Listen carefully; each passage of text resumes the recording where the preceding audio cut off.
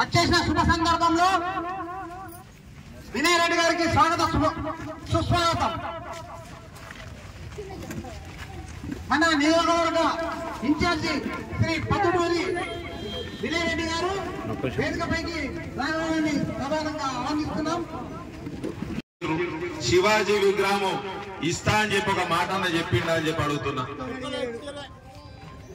ఇయ్యలేదు కాదే, మీ యువకులంతా పోతే లెక్క పెట్టిండు. లెక్క పెట్టి మీరే ఇంతమంది ఉన్నారు, మీరే కొనుక్కోరని చెప్పి పంపించి నాకు తెలిసింది. అది నేను ఉన్నప్పుడు ఆగిపోయిందంటే ఇయ్యాలటికి కూడా గదే ఆగిపోయి ఉన్నది. మాటలేమో పెద్ద పెద్ద మాటలు, ఇక మొత్తం ఈయననే దేశాన్ని ఉద్ధరిస్తున్నాం. ఇవాళ రామచంద్రపల్లి గాని ఆర్మూర్ నియోజకవర్గాల ప్రజలు ఉన్నారు అంటే ఆయన పుణ్యాన్ని అని చెప్పి మాట్లాడతాడు. ఇక వేరేది ఏముండదు. అభివృద్ధి గురించి మాట్లాడాడు, ఏమనుంటే గుడి గురించి మాట్లాడతాడు, రాముడి గురించి మాట్లాడతాడు, ఇక దేశభక్తి గురించి మాట్లాడతాడు. మరి ఎప్పుడు వచ్చిండని చెప్పి అడుగుతున్నా. గతంలో ఎప్పుడన్నా ఎలక్షన్ కన్నా ముందు ఎప్పుడైనా సూరత్ చూసిరా అని చెప్పి అడుగుతున్నా. చూసిరా అని ఎప్పుడన్నా తెలుసా? పేరని నిన్నారు ఎప్పుడన్నా గిట్లా చెవుపెట్టాలన్నా చెప్పిర్రా? వీడు ఉంటాడట అంకాపూర్ లో 1000 కోట్లు ఉన్నాయట, మరి మంచి పిల్లగాడట, ఎన్నో సేవా కార్యక్రమాలు చేస్తారట అని వాళ్ళని అన్నారా? ఏమీ లేదు. గంగారెడ్డి అని చెప్పిండ. ఏం చేసిండో ప్రజలకి ఇక తెలవాలా. నేను ఒకటే కోరుతున్నా, రాష్ట్రంలో కాంగ్రెస్ ప్రభుత్వం ఉంది కనుక మళ్ళీ మోసపోకుండా వచ్చే ఎలక్షన్ లో సర్పంచ్ గాని, ఎంపీటీసీ గాని, జెడ్పీటీసీ గాని అన్ని కూడా కాంగ్రెస్ పార్టీ గెలిస్తే మీకు అభివృద్ధి చేసే బాధ్యత నాది అని చెప్పి ఈ సందర్భంగా తెలియజేస్తున్నా. ఇప్పుడు ఓడిపోయి ఉన్నాం, అయినా సరే సుమారు ఇప్పటి వరకు 140 నుంచి 150 కోట్ల నిధులు ఈ సంవత్సరం 2025 చివరి నాటికి మన నియోజకవర్గానికి వస్తాయి.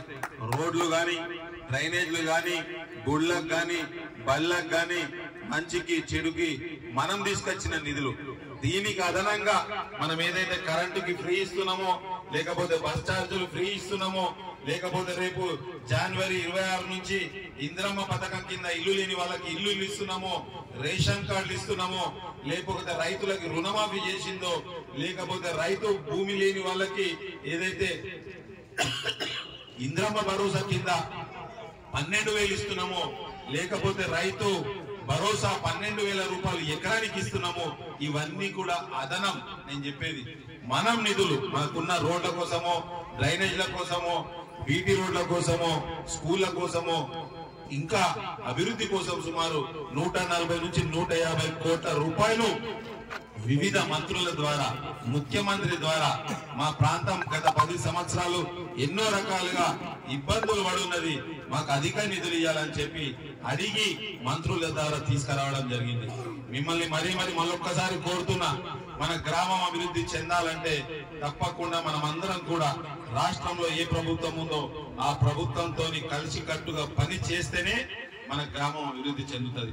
ఇప్పుడు సపోజ్ ఉదాహరణకి మీ గ్రామంలో మీరు గిట్లనే అనుకోని ఎవరినో బీజేపీ వాళ్ళనో ఎవరినో గెలిపించారు అనుకోరు. గెలిపిస్తే ఏం జరుగుతుంది? ఆయన నా దగ్గర రాడు, నేను ఆయన దగ్గరికి పోలేను. ఏం జరుగుతుంది అభివృద్ధి? చెప్పండి అన్న, జరుగుతుందేమన్నా? ఇప్పటికే ఎమ్మెల్యేగా ఇక్కడ ఓటమి చెంది నష్టపోయింది ఈ ఆర్మూర్ నియోజకవర్గం. మీకు ఒక 2 ఉదాహరణలు చెప్తా. ఒకవేళ మనకు ఏదైనా పెద్ద సమస్య ఉంది, ముఖ్యమంత్రి గారిని కలవాలంటే ఒకవేళ ఎమ్మెల్యే అయితే సరాసరి మనం వెళ్ళిపోయి కలవచ్చు, ప్రోటోకాల్ ఉంటది, అదే రోజు కలవచ్చు. ఒకవేళ ఇంకా మన అదృష్టం ఏంటంటే కేసీఆర్ లెక్క కాదు మన ముఖ్యమంత్రి, ప్రతిరోజు ప్రజల కోసం, నాయకుల కోసం ఎవరు వచ్చినా గానీ కలిసే ప్రయత్నం చేస్తాడు. గతంలో ఏముండే కేసీఆర్ సంవత్సరాల తరబడి కూడా మంత్రులు కలిసే పరిస్థితి లేకపోతుండే. ఇక ఈ నాయకులు అయితే అసలే లేదు. ఇక మొత్తం